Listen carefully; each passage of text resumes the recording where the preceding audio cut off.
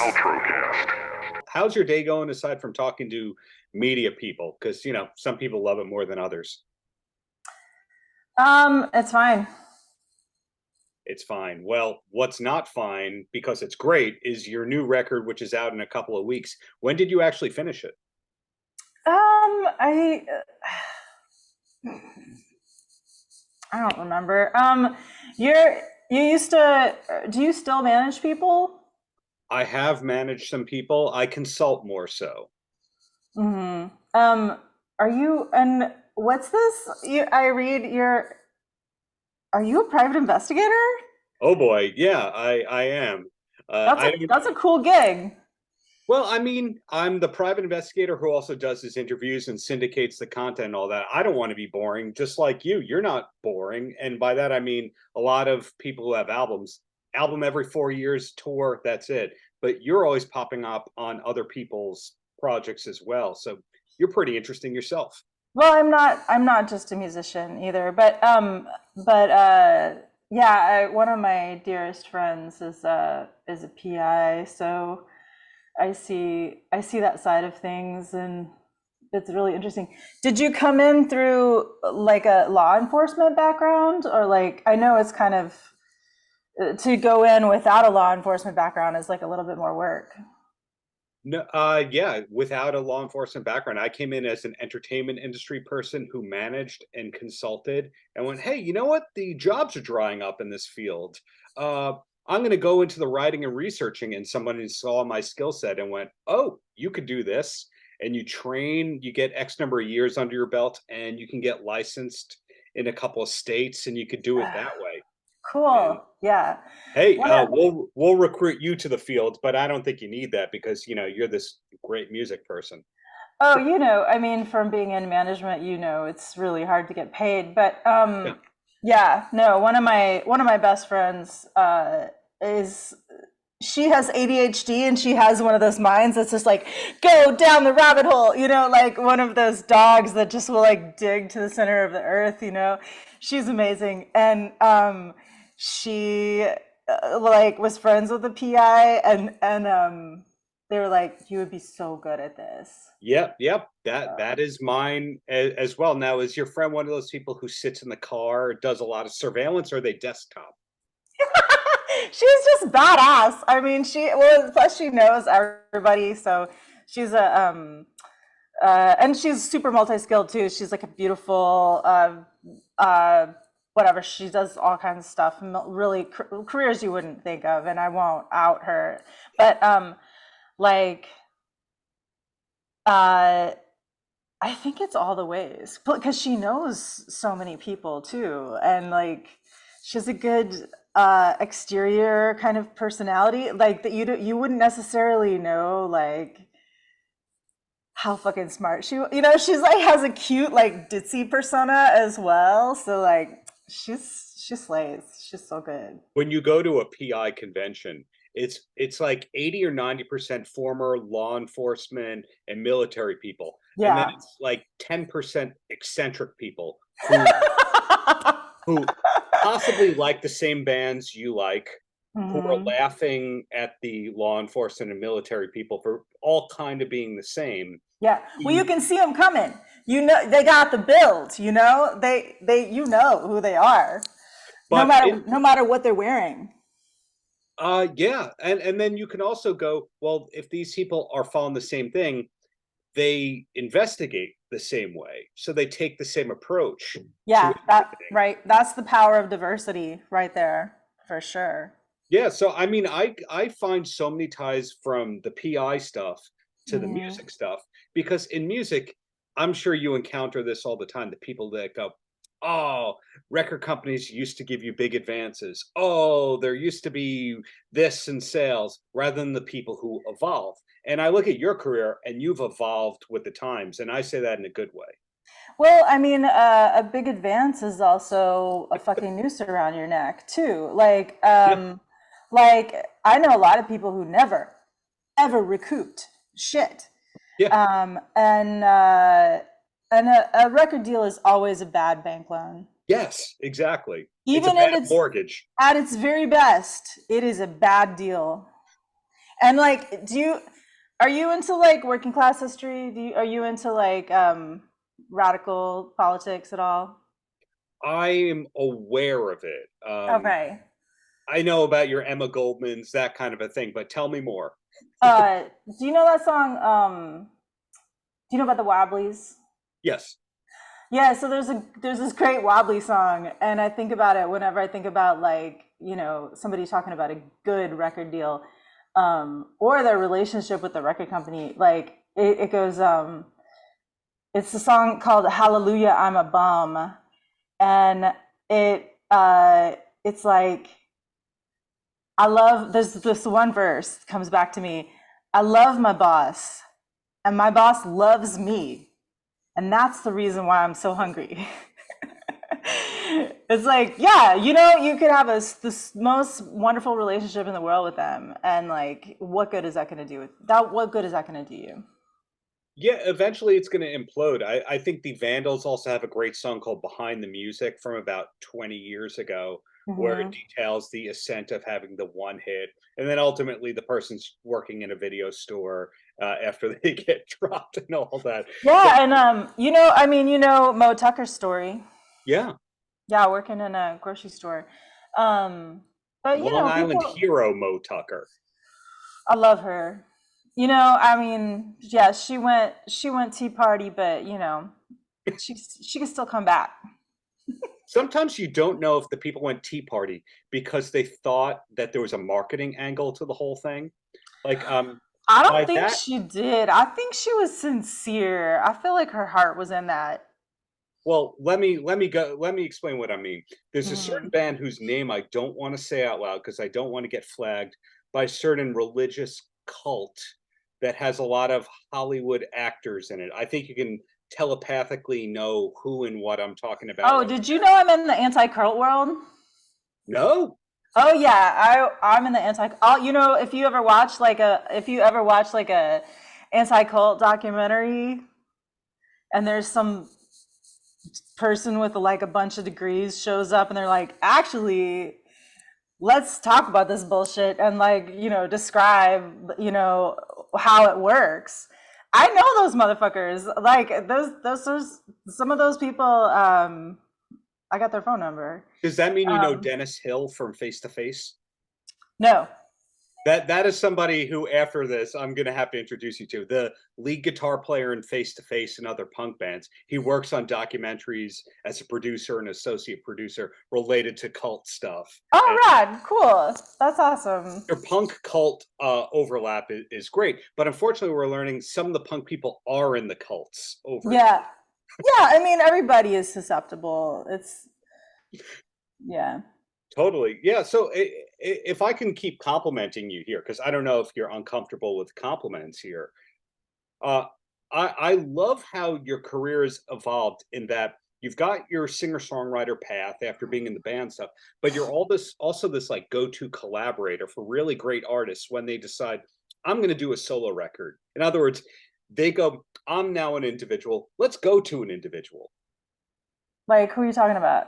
Greg Graffin, you worked with the guy from Elbow, Booker T. Jones. I mean, do I have to keep going about the greats that have gone? Yeah, we'll get Jolie on this. I think that's three people. Okay, fair. I'll go to Wikipedia to get more names, but Don't believe Wikipedia. It's bullshit. I okay. Well, also like I'm pissed about Wikipedia too because I founded this band called the Be Good Tanyas, and I was the first songwriter in the band. It was me and Samantha Pardon were the first songwriters in the band, and we tried to claim that we were like the original songwriters. And this other person that took over the band was like, just go back and like rewrite everything, and it's just an open source thing, so it's like don't believe shit on there.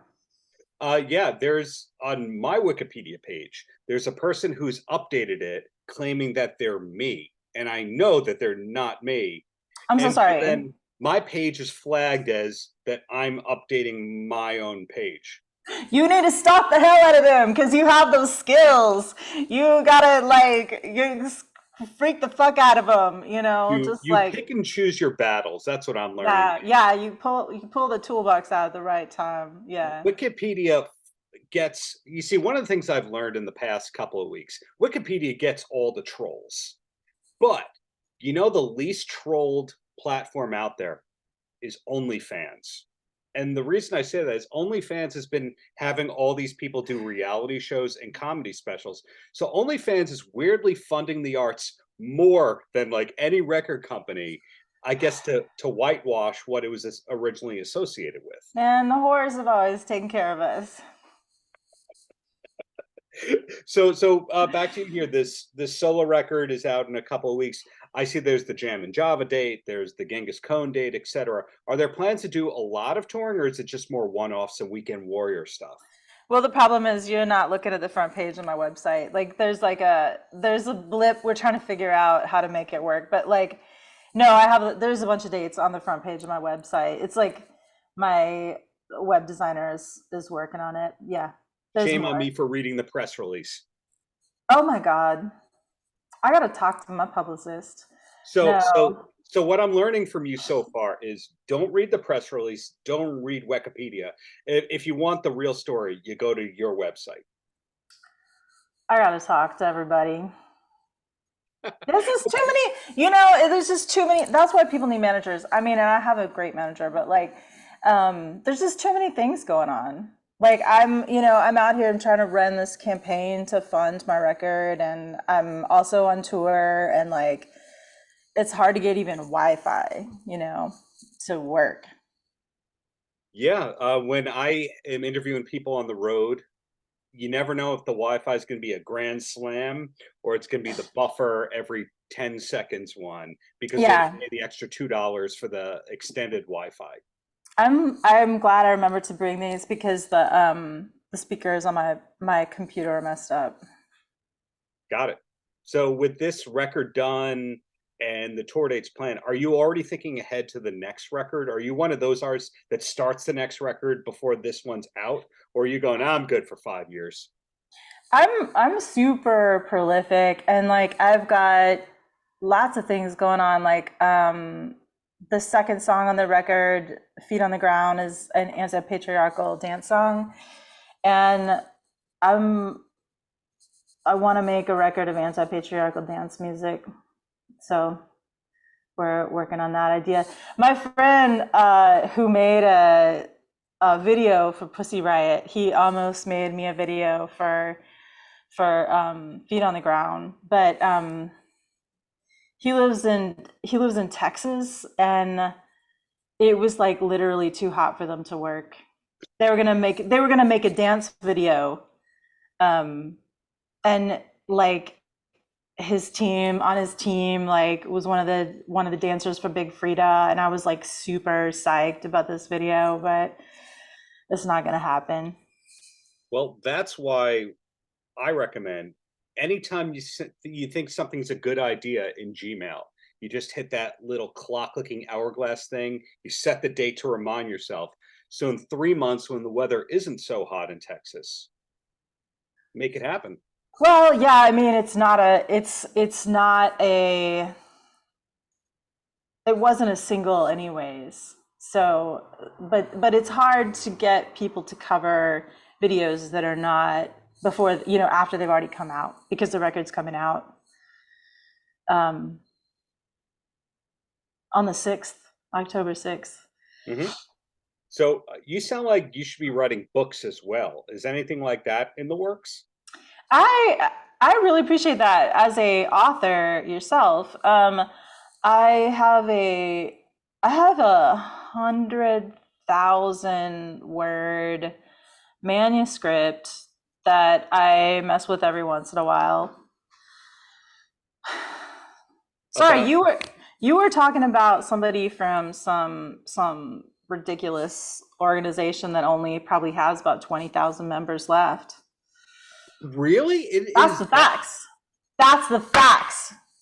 I did not know that. Well, so there's a new super group punk group where it looks like three of the five members come from that, and then Hmm. the other two members come from not wanting to get a vaccination. I think if you put those identifiers in, you'll figure out which band this is. I have never heard of this band. I don't even know what you're talking about. I'll send you more info, not verbally, because I don't want them to start going through my mail. But long story short, You can get them back where it hurts. You have the skills. You have the license. No, you pick and choose your battles because you never know if there's one on a licensing board or there's one on your co-op board or something Yeah. like that. Yeah. Damn Yeah. it. I mean, the bottom line is you Google me, you'll find out stuff, but I don't want them to find out the wrong stuff. I saw you have this unboxing project. Oh, geez, you really looked me up. Yeah, me and the wife unbox things for the Paltrow box. Now, the question is, should I be Googling you more than your music? I don't know what you're gonna find. I mean, you got the skills. You can find out anything you want. I don't know. Well, when are we going to see you live in New York? Is that on the website? Is that in the near future? I already shredded everybody's face off in New York. We played at this awesome new venue called the Francis Kite Club. It's run by my dear friend Kit Malone, who used to be on TV on the radio, which is AYP Kip, yeah. not a band anymore. And my dear friend Laura Hanna, who's one of the Debt Collective people, and some other motherfuckers. And I love them so much. And yeah, it's this new venue. We played 3 nights. It was sold out. We had Jim White, the great drummer, played with us. And my bandmate Adam Brisbane, who I normally don't get to play with because he's in Buck Meek's band, and Ben Boy on piano. So it was an amazing residency, and it was so great. You already shredded this town, got it. But hopefully you'll be back for more shredding in the near future. Yeah, it was so fun. As an LA person, your shredding is a lot different than the kind of shredding that I'm used to. The LA shredding is more the Eddie Van Halen stuff. I love Eddie Van Halen, but I don't shred like him. His shredding is very pristine. I'm from the jazz world in a way, like, even though like an experimental world, like, yeah, different type of shredding. Well, that is tremendous. And the last question I have for you before I let you go is, you're obviously a person with taste. What should we be watching on television? It doesn't necessarily have to be a show that has a sync of yours in there. Do you have a TV recommendation to pass on? Because I like to ask the people who know stuff. And Jolie Holland, you know stuff. I mean, did you watch I'm a Virgo yet? I've not. Is that a Netflix original? It's not. I think it is. No, I think it's Amazon. It was made by my friend Boots Riley. Oh, Boots Riley, from the musician turned filmmaker from the Sorry to Bother You, that film? Yeah. Wow. Okay. So the more I learn here, you got friends in high places. You're not afraid to call them out. You got a lot of music in you. You got a manuscript that hopefully will eventually see the day of light. You shred when you feel like it at the venues you feel like. Keep checking your website. Don't put in the Wikipedia. Is there anything else that we should be knowing or checking about you? And you do your research. I don't know. I'm trying to do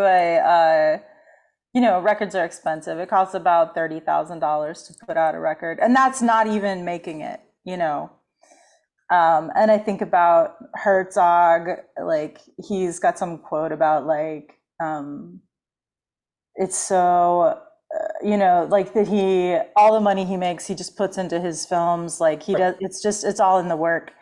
And yet he is treated so beautifully when he goes around the world. He's like, people love him more than heads of state, which is real. That's totally real. But yeah, so I have a crowdfunding thing up on my site. So if y'all like my music, if you're some eccentric gazillionaire, I have a guitar, a 1947 guitar that I'm auctioning off. So we'll see what happens with that. Paltrocast.